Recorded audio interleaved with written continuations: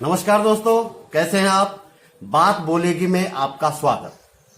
कल विश्व पर्यावरण दिवस था और आज मेरी पूज्य माता जी स्वर्गीय शांता देवी की पुण्यतिथि है।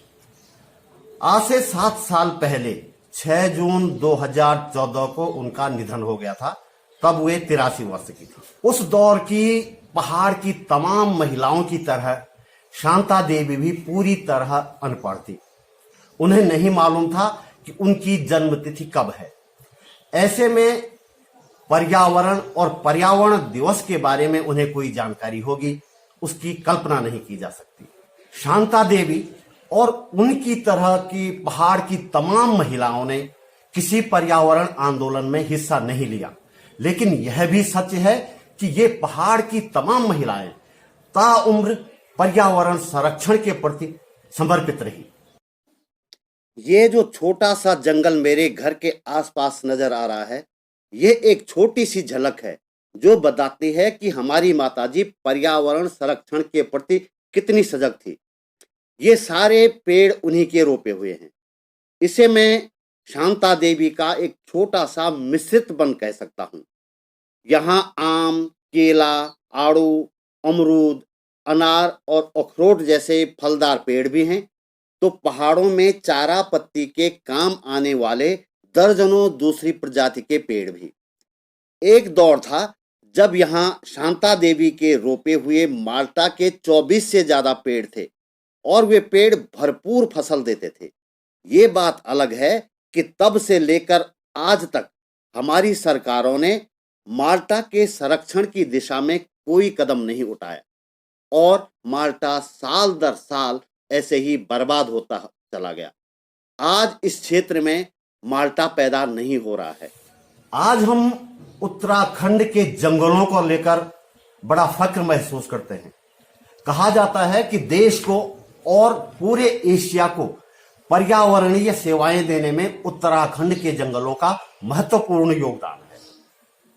सांख्यिकी एवं कार्यक्रम क्रियान्वयन मंत्रालय भारत सरकार के 2017-18 के आंकड़े बताते हैं कि इस वर्ष उत्तराखंड के जंगलों में 43,464 रुपए प्रति हेक्टेयर मूल्य की पर्यावरणीय सेवाएं दी हैं। उत्तराखंड में 38,000 वर्ग किलोमीटर क्षेत्र में वन फैले हुए हैं।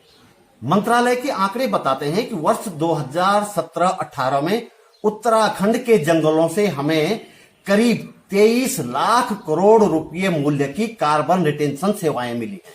लकड़ी और गैर लकड़ी उत्पादों के मूल्य के रूप में इस वर्ष यानी कि 2017-18 में उत्तराखंड के जंगलों ने हमें करीब 45 लाख करोड़ रुपए मूल्य की सेवाएं दी हैं। मेरा मानना है कि उत्तराखंड में आज यह स्थिति कदापि न होती यदि वहां शांता देवी और उनकी जैसी तमाम वनों के प्रति समर्पित महिलाएं न होती।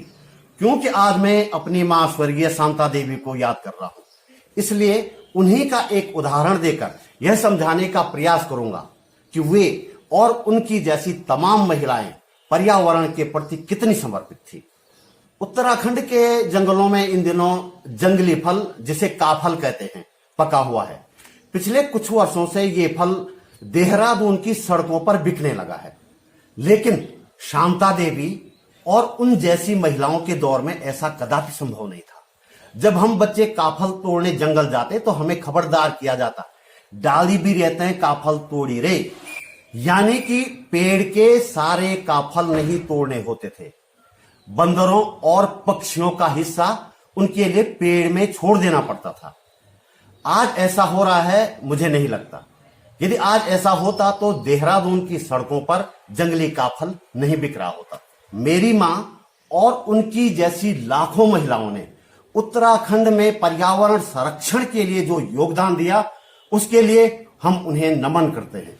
उनके जैसे पाले पोसे जंगलों को हम हर वर्ष लगने वाली आग से कितना बचा पाएंगे, यह हमारी चेतना और संकल्प शक्ति पर निर्भर करता है। आज इतना ही। मेरा चैनल सब्सक्राइब करने का एक बार फिर से अनुरोध करूंगा और मेरे वीडियो लाइक करने, उन पर कमेंट करने की भी मैं आपसे गुजारिश करूंगा।